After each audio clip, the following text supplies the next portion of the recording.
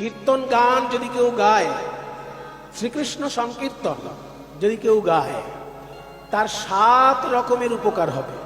দেখুন বাবু, একটা দুটো নয়। অন্যান্য গানের ক্ষেত্রে কি হবে? মনোরঞ্জন হবে। কিন্তু 7 রকমের উপকার একসঙ্গে যদি কোথাও পাওয়া যায়, সেটা কীর্তন গান। সেই 7টি উপকার কি কি?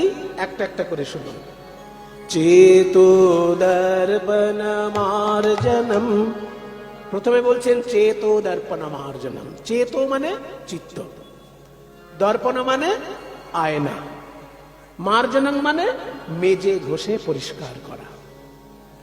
এই মন রূপী আয়নাটাকে মেজে ঘষে পরিষ্কার করে দিতে পারে কীর্তন। মনটাকে আয়না বললেন কেন? আয়না তো খুব সস্তা ব্যাপার। এখনো 10 টাকা 15 টাকায় আয়না কিনতে পাওয়া যায়। ছোট আয়না পাওয়া যায় না? 10-15 টাকার মধ্যে মেলায় গেলেই